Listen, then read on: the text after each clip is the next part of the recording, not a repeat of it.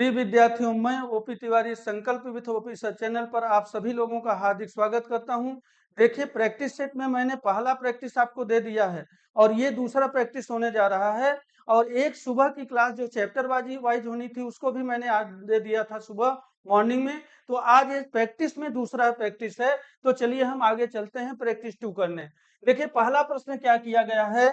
पहला प्रश्न दिया गया है, उन तीन क्रमागत संख्याओं का गुणनफल कितना होगा जिनका योगफल 15 है। जिनका योगफल 15 है, तीन क्रमागत संख्याएं हैं जिनका गुणनफल कितना पूछ रहा है और योगफल दिया गया है 15।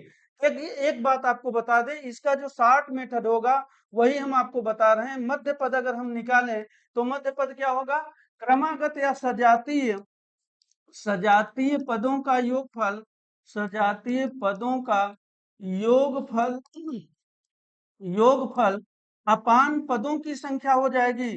पदों की संख्या, अच्छा, सजातीय पदों का योगफल दिया हुआ है कितना, 15। और ये भी दिया गया है कि पद कितने हैं, 3 है, तो 3 से भाग दीजिए 5, यानी 5 आ गया। और यह 5 जब मध्य में होगा तो इसके पहले एक संख्या होगी 4 और इसके बाद एक संख्या क्या आएगी 6। और तीनों का गुणा हम करेंगे 4 इंटू 5 इंटू 6, तो 4 पचे 20, छक्का 120, यानी हमारा आंसर हो जाएगा 120। तो देखिए, पहला वाला आंसर बिल्कुल सही आंसर है। देखिए, मैंने आपको बता दिया कि अगर आपको डिटेल क्लास लेनी है तो आप डिटेल सुबह में मॉर्निंग में चैप्टर वाइज क्लास भी चल रही है, उसमें पूरी तरह से detail plus trick plus short method सब बता रहे हैं। ये आपका प्रैक्टिस है तो इसमें शॉर्ट मेथड से हम बताते हुए आगे बढ़ेंगे। धन्यवाद। तो देखिए, हम क्या बोल रहे हैं, दूसरा क्वेश्चन क्या है। विभाजन के एक प्रश्न में विभाजक भागफल का 12 गुना तथा शेषफल का 5 गुना है क्या। विभाजक अनुसार उसमें शेषफल 36 हो तो भाज्य कितना होगा। देखिए, दिया गया है, कह रहा है भाजक जो है वह भाजक भागफल का 12 गुना है। और जो भाजक है, भाजक वही दिया गया है कि यह शेषफल का 5 गुना है। ये क्वेश्चन में दिया गया है और शेषफल का रहा है 36 है। ये आपको 5 दिया गया है और शेषफल दिया गया है 36। यानी जब 5 का गुणा करेंगे तब क्या होगा, 5 छक 30 और 5 तिहाई 15, 3 18, 180। यानी भाजक आपका आ गया कितना, 180। यानी भाजक जब 180 हो गया तो देखिए भागफल भागफल और इंटू 12, यहाँ पे भाजक की जगह हमने 180 रख दिया, इसको कैंसिल कर देंगे, 12 एकम 12 और 12 पंजी 60, यानी ये आ गया 15। यहाँ पे देखिए 15 हो गया। तो देखिए भागफल आपका निकल के आ गया, भागफल कितना आ गया, 15 आ गया। देखिए भाज्य पूछ रहा है तो आप सभी को पता होगा कि भाज्य बराबर होता है भाजक इंटू भागफल और प्लस होता है शेषफल, तो शेष हो गया। यानी भाजक आपका दिया गया है 180, भागफल आपने निकाल लिया 15 और शेषफल दिया है 36। तो गुणा कर दीजिए, 15 अट्ठे 120, 15 एक कम 15, 15 10 25, 26 27, यानी 2700 प्लस 36, यानी हो गया आपका 2736। यही आंसर होगा। और यह क्वेश्चन नंबर किस में दिया गया है, यह आंसर नंबर बी में दिया गया है। बी फॉर बॉय इसका सही आंसर होगा, करेक्ट आंसर। चलिए हम अगले प्रश्न पे चलते हैं और क्वेश्चन नंबर 3 को देखते हैं कि क्या कह रहा है। क्वेश्चन नंबर 3 में कहा गया है, किसी संख्या में 40 से भाग करने पर शेषफल 19 प्राप्त होता है। यदि उस संख्या को 3 गुना कर दिया जाए और 15 से भाग दिया जाए तो शेषफल क्या प्राप्त होगा। देखिए, कह रहा है 40 से भाग करने पर शेषफल 19 प्राप्त होता है, 19 प्राप्त होता है। यदि उस संख्या में 15 से भाग दिया जाए उसके 3 गुने में तो क्या होगा। 60 मेथड से मैं बता रहा हूं। इसका देखिए क्या होगा, पहले तो हम चेक करेंगे, 3 का गुणा कर लेंगे, चूंकि 3 गुना कर रहा है तो हम देखेंगे कि भाग कि नहीं जा रहा है, 15 अट्ठे 120 उधर जा रहा है, तो हम ये ट्रिक लगा सकते हैं और हम 19 में 3 का गुणा करेंगे और भाग देंगे किसका, 15 का, इस 5 का 15 का भाग देंगे, ये हो जाएगा 57 और इसमें हम भाग देंगे 15 तिया 45 हो जाएगा। और ये देखिए आ गया 12 और शेषफल हो गया 12 और हमारा राइट आंसर हो गया ये सी नंबर। तो चलिए हम आगे देखते हैं क्वेश्चन नंबर 4 क्या होगा। तो देखिए, ये बहुत ही अच्छा प्रश्न है। 102 फैक्टोरियल पावर में दिया गया है 20 और इंटू 103 फैक्टोरियल पावर में दिया गया है 30 में अंतिम शून्य की संख्या पूछ रहा है। तो आप लोग देखिए 102 फैक्टोरियल पता हम पहले करेंगे कि 102 फैक्टोरियल में 102 फैक्टोरियल में अंतिम जीरो कितने होंगे। तो क्या कर 5 से भाग देना है, 20 बार जाएगा, फिर 5 से भाग देंगे 4 बार जाएगा, इसको जोड़ेंगे 24। यानी अगर हम कहें कि 102 फैक्टोरियल में तो कितने होंगे तो 24 और 103 में भी 24 होगा क्योंकि वहां 3 शेषफल आएगा तो उतना ही होगा। तो देखिए 24 का गुणा हम करेंगे 20 में और प्लस करेंगे 24 यानी 30 बार है तो 30 का गुणा करेंगे और बता देंगे। यानी 24 गुना 48 या 480 और ये हो जाएगा 72 720। इसको जोड़ देंगे 480 20 500 7 5 12 यानी 1200 हो जाएगा आंसर आपका। इसमें कौन सा आंसर सही है? सी। तो राइट आंसर होगा आपका सी। चलिए हम आगे चलते हैं क्वेश्चन नंबर 6 पे। कह रहा है 10 सरल रेखाएं एक दूसरे को अधिकतम कितने बिंदुओं पर प्रतिच्छेद कर सकती हैं।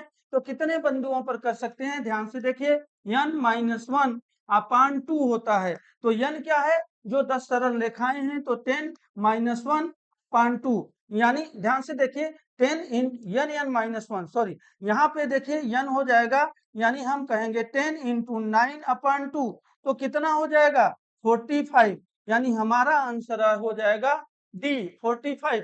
चलिए हम फिर आगे बढ़ते हैं और क्वेश्चन को देखते हैं। देखिए कह रहा है एक आयत की लंबाई उसकी चौड़ाई से 8 सेंटीमीटर अधिक है। यदि आयत का परिमाप 64 सेंटीमीटर हो तो आयत का क्षेत्रफल बताइए। एरिया पूछ रहा है। देखिए हम एक रेक्टेंगल बनाएंगे, आयत बनाएंगे। लंबाई को अगर हम ये लंबाई को या चौड़ाई को मान लीजिए x मान लिया तो लंबाई x प्लस 8 हो जाएगा क्योंकि 8 सेंटीमीटर अधिक है। और कह रहा है x प्लस 8 इंटू 2 यानी परिमाप दिया गया है कितना 64। तो हमने कर लिया क्योंकि परिमाप होता है लंबाई प्लस चौड़ाई इंटू 2। तो देखिए लंबाई प्लस चौड़ाई इंटू 2 हमने किया तो यहाँ कैंसिल करेंगे 32 और ये हो जाएगा 2x प्लस 8 इक्वल टू 32। तो 2x बराबर 8 माइनस कर देंगे 24 आ जाएगा और ये कैंसिल कर देंगे 12 यानी x की वैल्यू तो आ गई 12। यानी हम लंबाई हमारा कितना होगा x प्लस 8 होगा यानी 12 प्लस 8 बराबर 20 हो जाएगा और चौड़ाई जो हमारा होगा वो x ही माना हूं तो यानी यहाँ पे 12 ही आएगा।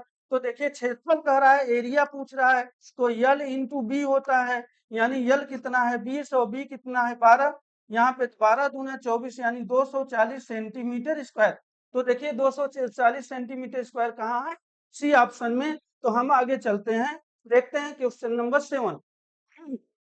कह रहा है एक समचतुर्भुज का परिमाप है 104 सेंटीमीटर और इसके एक विकर्ण की लंबाई 20 सेंटीमीटर है तो दूसरे विकर्ण की लंबाई बताइए। देखिए समचतुर्भुज क्या होता है? इसकी चारों भुजाएं बराबर होती हैं लेकिन चारों कोण बराबर नहीं होते हैं क्योंकि आमने सामने के कोण बराबर होते हैं। तो देखिए चारों भुजाएं अगर बराबर हैं और परिमाप दिया है 104 तो 4 से भाग दे दीजिए आप, 4 से भाग दे दीजिए, इसके भुजा की लंबाई आ जाएगी। तो ये हो जाएगा देखिए कितना 26 सेंटीमीटर यानी ये 26 हो गया, यह भी 26 हो गया, ये भी 26 हो गया, ये भी 26। एक विकर्ण की लंबाई दिया गया है, एक विकर्ण की लंबाई दिया गया है कितना 20 सेंटीमीटर यानी ये 10 ये 10, इसको यक्ष और यक्ष मान लेते हैं। देखिए समचतुर्भुज की जो विकर्ण होते हैं एक दूसरे को सम विभाजित करते हैं यानी आधे पर विभाजित करते हैं। तो 20 सेंटीमीटर 10 10 और इसको x और x मान लिया। अच्छा इसके बाद देखिए ये 90 डिग्री पर समचतुर्भुज के विकर्ण एक दूसरे को 90 डिग्री पर काटते हैं यानी समकोण पर काटते हैं। तो ये 90 डिग्री पे काटेंगे। अगर समकोण पर काटते हैं तो हम पर क्या लगा सकते हैं? पाइथागोरस का प्रमेय। पाइथागोरस का प्रमेय लगाएंगे तो क्या करेंगे? ये आपका कर्ण हो जाएगा यानी हम कहेंगे कि 10 का square plus X square equal to 26 का स्क्वायर। तो देखिए यहाँ 100 हो जाएगा, यहाँ एक्स स्क्वायर हो जाएगा, ये हो जाएगा 676 होता है 26 का स्क्वायर। तो देखिए एक्स स्क्वायर बराबर होगा 676 माइनस 100 यानी एक्स स्क्वायर बराबर होगा 576। और आपको पता होगा 576 किसका स्क्वायर है? 24 का।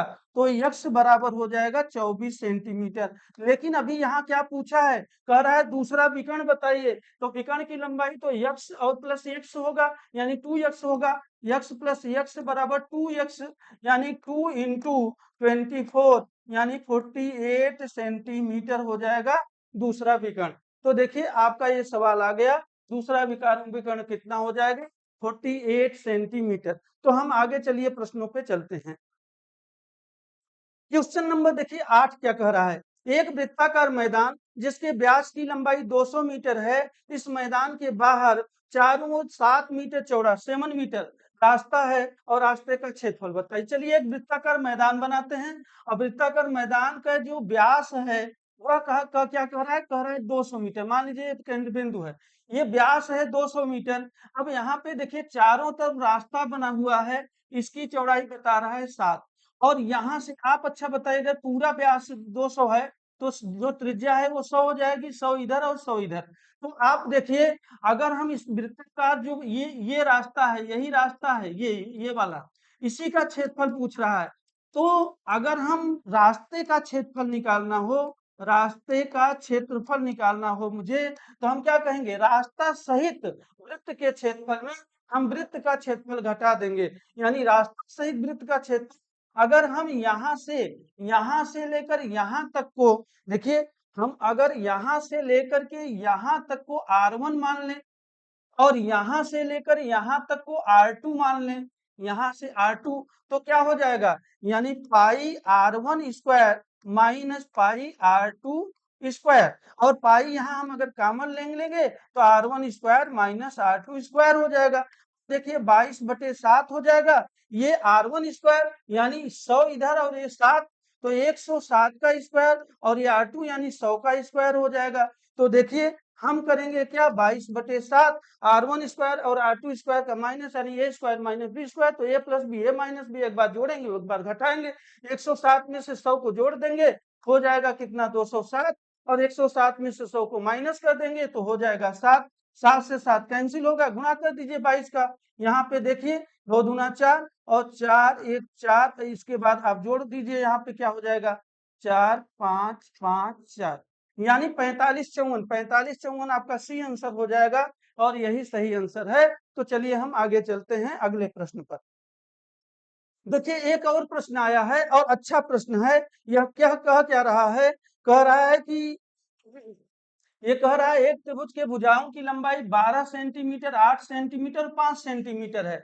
त्रिभुज की प्रकृति क्या है, तो त्रिभुज की जो प्रकृति है वो पूछ रहा है कि क्या है, त्रिभुज की प्रकृति क्या है। तो चलिए देखते हैं। एक त्रिभुज की भुजाओं की लंबाई, अच्छा इसमें थोड़ा सा आपको समझा दें।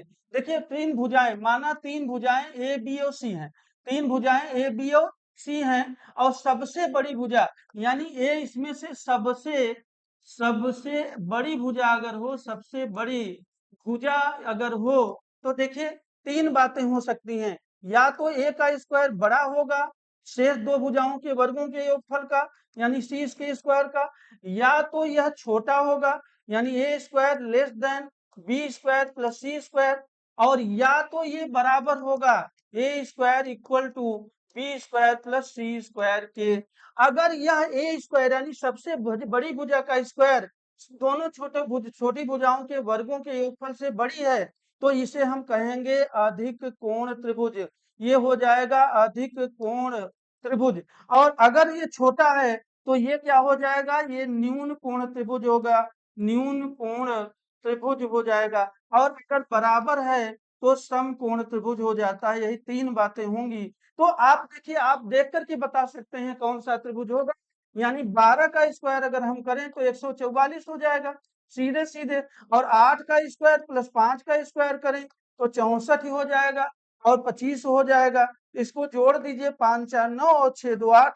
देखिए 12 का स्क्वायर बड़ा है किससे, 8 स्क्वायर प्लस 5 स्क्वायर से, यानी ये 89 है, 144 तो बड़ा है, ये बड़ा वैल्यू है। इसलिए कौन सा होगा, ये अधिक कोण त्रिभुज, यानी सी वाला ऑप्शन आपका बिल्कुल सही आंसर है। तो चलिए हम आगे चलते हैं।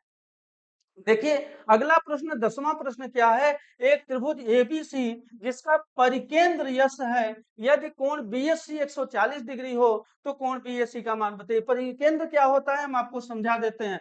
अगर त्रिभुज में हम देखें कि परिकेंद्र कैसे बन सकता है, परिकेंद्र कैसे बन सकता है? ध्यान से देखिए, अगर कोई वृत्त बना हो, अगर अगर कोई त्रिभुज बना हो और बाहर हम वृत्त बना दें, तो उस वृत्त का जो केंद्र बिंदु होगा वही परिकेंद्र होगा। लेकिन इसमें हम कैसे देखेंगे? आसान तरीके से, तो त्रिभुज का हम ले लेंगे कैसे? यहाँ पे लंबाधक ले लेंगे, यानी इसके आधे पर सीधे लंब खींच देंगे, और इस भुजा के आधे पे सीधे लंब, और इस भुजा के आधे का सीधे लंब, तो यही हो जाएगा परिकेंद्र। यानी त्रिभुज की भुजाओं के लंबाधक को ही परिकेंद्र कहते हैं। त्रिभुज की भुजाओं के लंबाधक को ही परिकेंद्र कहते हैं। परिकेंद्र में जो क्या दिया है कि यश है।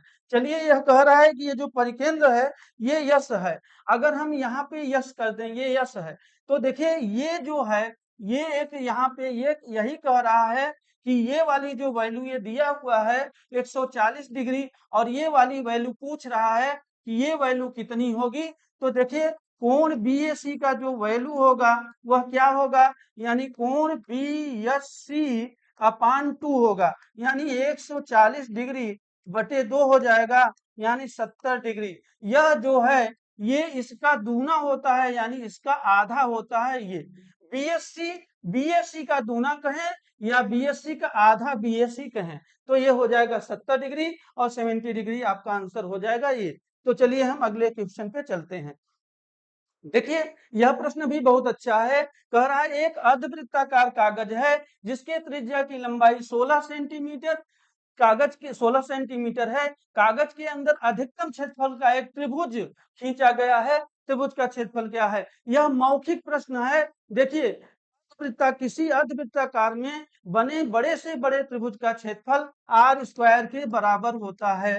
तो आर स्क्वायर क्या है? 16 का स्क्वायर यानी 256, और यही आपका आंसर हो जाएगा। लेकिन हम इसको आपको समझा भी देते हैं, जिससे आप कंफ्यूजन में न हो, आप समझ जाइए। चलिए इसको लगा करके भी समझा देते हैं। वैसे ही याद रखिएगा कि अर्धवृत्ताकार में बने बड़े से बड़े त्रिभुज का क्षेत्रफल आर स्क्वायर के बराबर होता है, यही आएगा। चलिए देखिए कैसे। आप देखिए, ये अर्धवृत्ताकार कागज है और ये मान लीजिए इसका केंद्र बिंदु। अब हम अगर बड़े से बड़े त्रिभुज बनाएंगे तो ये खींचेंगे, और यहाँ पे देखिए कह रहा है इसकी त्रिभुज का जो त्रिज्या होगा वो 16 सेंटीमीटर, 16 हुआ, तो इधर भी 16 हुआ और यहाँ भी 16, ये चूंकि त्रिज्या 16 है। तो आप देखिए, आपको पता है कि त्रिभुज का क्षेत्रफल होता कितना है? त्रिभुज का क्षेत्रफल होता है 1/2 इंटू आधार यानी बेस, और इंटू ऊंचाई यानी हाइट उसका। तो देखिए, आपका 1/2 हम करेंगे, आधार जो बेस है 16 और प्लस 16 यानी 32 हो जाएगा, और इंटू ऊंचाई 16 है, ये ऊंचाई 16 है। आप इसको कैंसिल करेंगे, 16 हो जाएगा, तो 16 का स्क्वायर हो जाता है 256। ये आपका राइट आंसर हो गया 256 सेंटीमीटर स्क्वायर। हम आगे चलते हैं प्रश्न पर। Question number 13। देखिए क्या दिया गया है? एक अर्धवृत्त जिसके त्रिज्या की लंबाई 10 सेंटीमीटर है, इस अर्धवृत्त के अंदर अधिकतम क्षेत्रफल का एक वर्ग स्क्वायर खींचा गया है, वह का क्षेत्रफल कितना होगा? देखिए, यह भी क्वेश्चन बहुत अच्छा है और मैक्सिमम क्वेश्चन में पूछा गया है। यहाँ पे बहुत ज्यादा क्वेश्चन ये पूछा गया है, ध्यान से देखिए। कह रहा है एक अर्धवृत्त, अर्धवृत्त दे रहा है, तो यहाँ पे हम एक अर्धवृत्त बनाएंगे, और यहाँ पे त्रिभुज का नहीं बल्कि स्क्वायर का है, वर्ग का है। तो इसमें एक वर्ग बनाया गया है, बड़े से बड़ा वर्ग बनाया गया है, मैंने वर्ग बना दिया। देखिए, वर्ग क्या होता है? वर्ग की सभी, स्क्वायर की सभी भुजाएं बराबर होती हैं। मैंने ये मान लिया, ए इसकी हो गई लंबाई, ये वाली ए इसकी लंबाई, ए इसकी लंबाई, भाई सभी की वो लंबाई बराबर है, ए हो गया। और कह रहा है कि इसकी जो त्रिज्या की लंबाई आर की वैल्यू है वो है 10 सेंटीमीटर। हमने यहाँ 10 सेंटीमीटर बना दिया। बताइए, जब ये पूरी वैल्यू यहाँ से यहाँ तक ए है, तो यह ठीक बीच में है, यानी इन दोनों के आधा आधा होगा। तो देखिए ये हो जाएगा a/2, यहाँ से यहाँ तक की। तो देखिए ये 90 डिग्री होगा, तो यहाँ पाइथागोरस का प्रमेय लगेगा।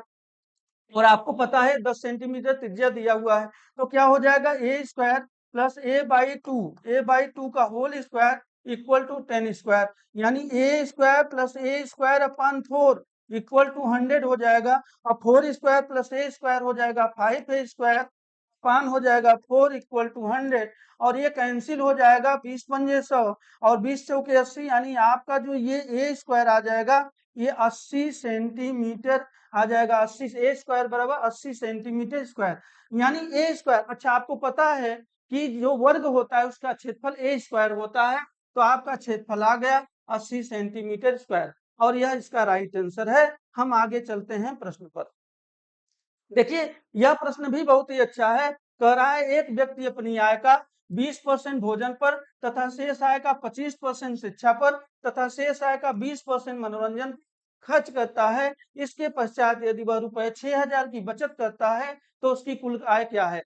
देखिए, आय जितनी है, आय का वह 20% जब खर्च कर दिया तो बचा कितना? 80%। 80% का मतलब 80/100। फिर कितना खर्च किया? 25%। बचा कितना? 75%। 75%। 75% का मतलब 75/100 इंटू फिर 20% खर्च किया तो बचा कितना? 80%। 80/100। अच्छा, वास्तव में बचा कितना है? दिया गया है वैल्यू 6000, हमने कर दिया। इसको कैंसिल करिए, 20 चौके 80, 20 पंजे 100, 25 तिया 75, 25 चौका 100, 20 चौके 80, 20 पंजे 100। ये 4 से 4 भी कैंसिल, यानी आय आपका हो गया इक्वल टू 6000। ये 6000 उधर वैल्यू जाएगी, 5 पचे 25 ऊपर हो जाएगा और 4 तिहाई 12 नीचे हो जाएगा। 12 पंजे 60, ये हो जाएगा 500 इंटू 25, 25 पंजे 125, 2 जीरो बढ़ा दीजिए 12500, ये 12500, यानी आंसर आपका बी ऑप्शन बिल्कुल राइट आंसर है। हम आगे चलते हैं क्वेश्चन नंबर 15। देखिए अगला प्रश्न क्या है, और बहुत ही अच्छा प्रश्न है। लगभग एग्जाम में पूछता है प्रश्न और बच्चे गलत आंसर दे देते हैं, तो इसको बहुत ही अच्छे से देख लीजिए। कह रहा है एक चुनाव में केवल 2 उम्मीदवारों ने भाग लिया, 30% पंजीकृत मतदाताओं ने मतदान में भाग नहीं लिया, यानी पंजीकृत मतदाता जितने थे उसमें से 30% भाग लिए ही नहीं, एवं 180 मत अवैध इनवैलिड करार कर दिए गए। विजेता ने प्रतिद्वंदी से 684 मत अधिक प्राप्त किया। विजेता द्वारा वैध मतों की संख्या पंजीकृत मतों की कुल संख्या का 42% मत है। कितने पंजीकृत मतदाताओं ने मतदान किया? देखिए, 3 बातें हैं। 30% तो भाग ही नहीं लिए, 30% ने भाग नहीं लिया। अच्छा, अब बचे 70%। 42%, 42% जो जीता है, पहला वाला प्राप्त किया है, पहला जो प्राप्त किया है वह कितना है? 42। अच्छा, ध्यान से देखिए, यानी 30 से हो गया 42 तो 72 तो हो गए, तो बचा कितना? 28%। यानी दूसरा वाला कितना प्राप्त किया? ये प्राप्त किया है 28%। अच्छा, आप बताइए इन दोनों का अंतर कितना है? 14%। अंतर अगर हम दोनों का देखें तो 14%, यानी अंतर से ही जीत हार होती है, तो 14%। लेकिन इनवैलिड हुआ है 184, तो 180 है, 180 इसी का तो भाग है, तो 180 और प्लस हो जाएगा, और तब यह हो जाएगा कितना? यानी 684 दिया गया है। यानी ध्यान से देखिए, 14% आपका हो जाएगा 684 माइनस 180, यानी यहाँ पे 14% जो हो जाएगा, माइनस कर दीजिए। देखिए जी 4 आ जाएगा, 0 आ जाएगा, 6 में से 1 गए 5, 504। 14% आपका 504 हो जाएगा। तो कह रहा है, क्या पूछ रहा है? कह रहा है कितने पंजीकृत मतदाता, पंजीकृत कितने थे? 70%। भाई 30% पंजीकृत नहीं तो 70% थे, तो यहाँ पर कह रहा है कितना होगा? तो 504 इंटू 70/14, 14×5 = 70। यहाँ पे देखिए बिल्कुल सही, 14×5, सॉरी, अच्छा सही तो है। देखिए 5 चौक 20 है ना, और 50 25, बिल्कुल सही आंसर है 2520। 2520 आपका राइट आंसर है, यानी बी आंसर आपका बिल्कुल सही है, 2520, 2520। चलिए हम आगे चलते हैं और क्वेश्चन को देखते हैं। देखिए, वह छोटी से छोटी संख्या बताइए जिसे 7, 9, 11 से भाग दिया जाए तो शेष फल 1, 2, 3 प्राप्त होता है। बहुत ही अच्छा प्रश्न है, एलसीएम का प्रश्न है। और ध्यान ध्यान से देखिए, कह रहा है 7 से भाग दिया जाए, 9 से भाग दिया जाए, 11 से भाग दिया जाए तो शेषफल 1 आता है, 2 आता है, 3 आता है।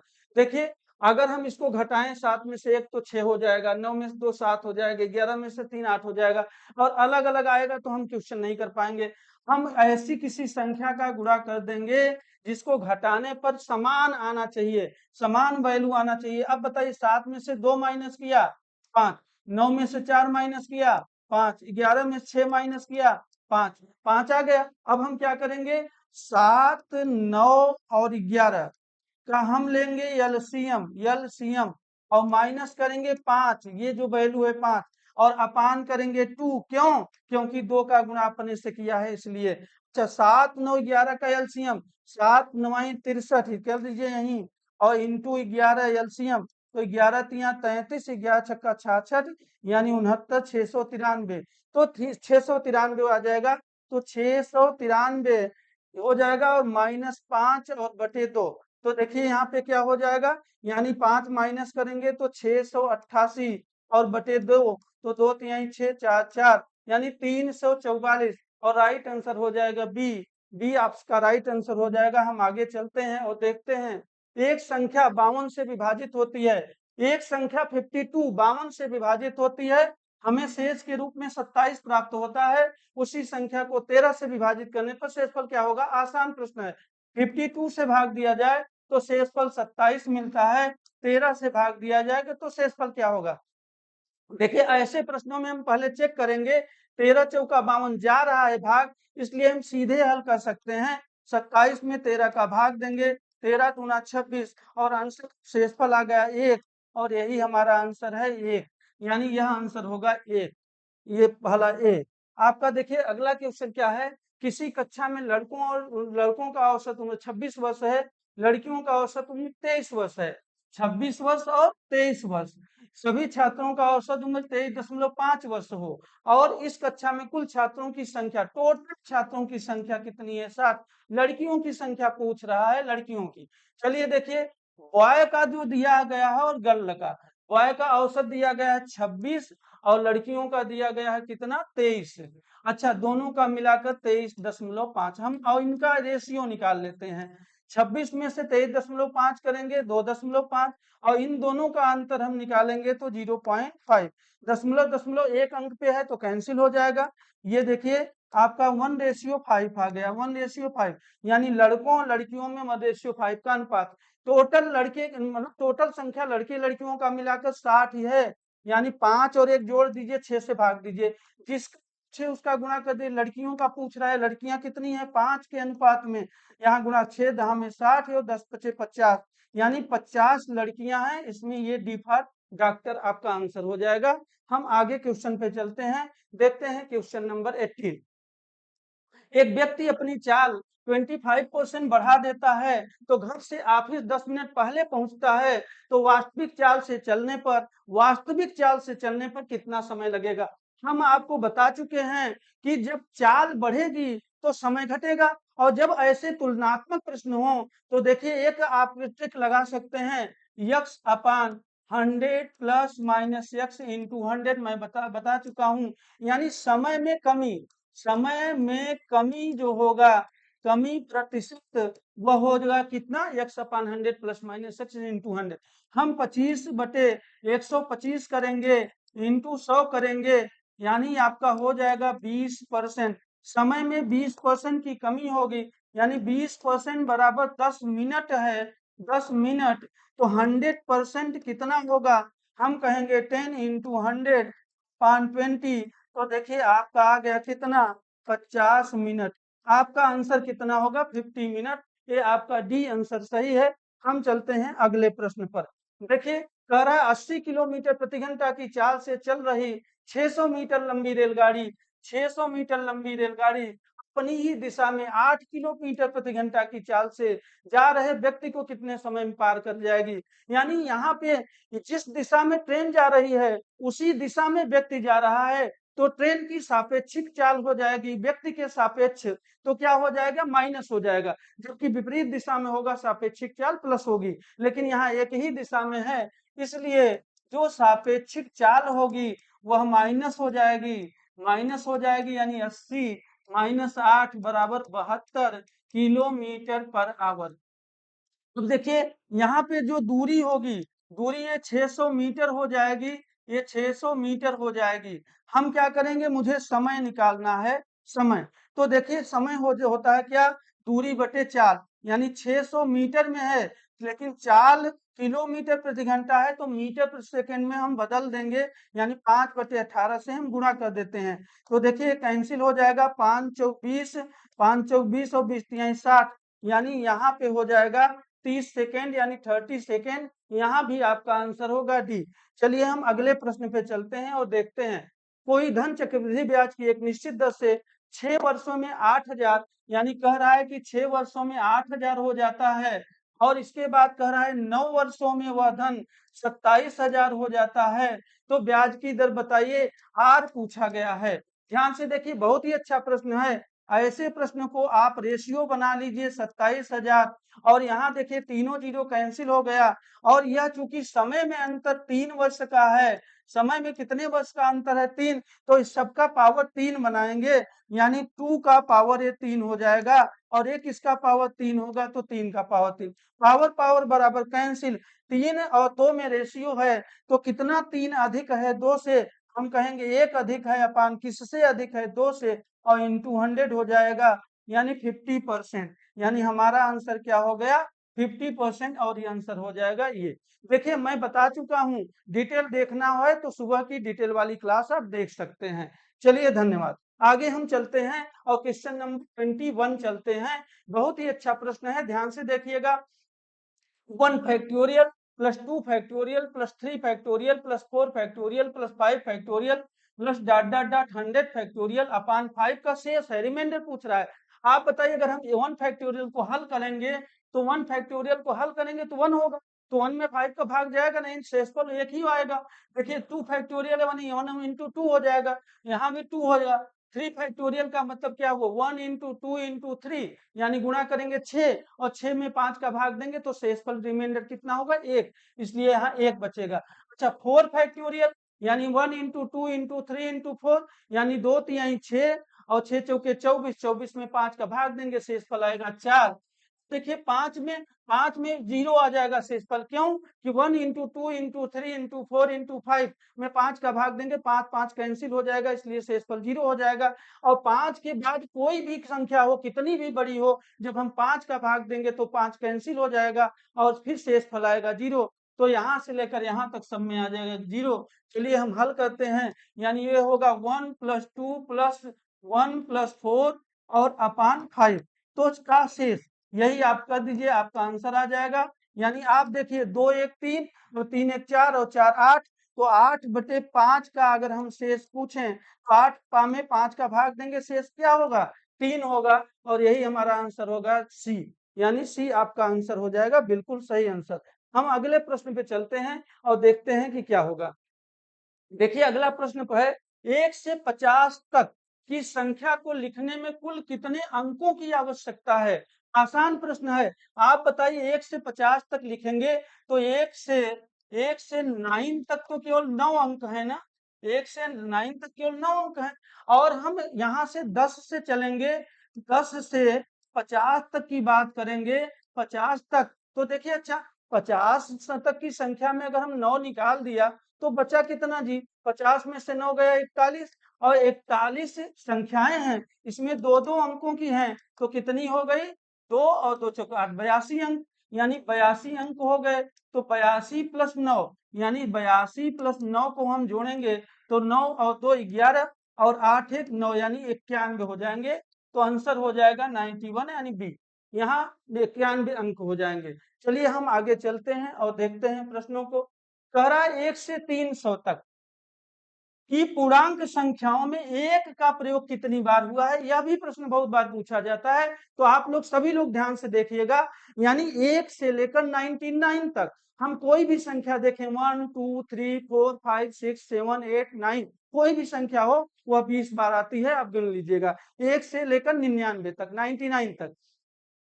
तो 1 से लेकर अगर हम 100 तक की, 100 तक में 1 की संख्या पूछें, चूंकि यहाँ 1 पूछा गया है, तो 99 तक तो 20 होगा, और 100 में भी 1 अंक होगा, इसलिए कितना हो जाएगा, यानी यहाँ पे हो जाएगा 21। ध्यान से देखिएगा 21 हो जाएगा, 21 अंक आएंगे, 21 बार आएगा 1। अब देखिए, अब 101 से अगर हम चलें, 101 से 200 तक हम चलें, 200 तक में, तो अच्छा आप बताइए, जब यहाँ पे चलेंगे 101, अब 101 102 103, तो यानी ये तो 1 से लेकर जो है 101 से लेकर आपका 199 तक, यानी 99 तो एक एक्स्ट्रा आ जाएगा, और प्लस 20 और आ जाएगा, क्योंकि 20 सब में आते हैं। तो 20 और 99, तो कितना हो गया आपका 9 हो गया, और 9 2 11 119 हो गया।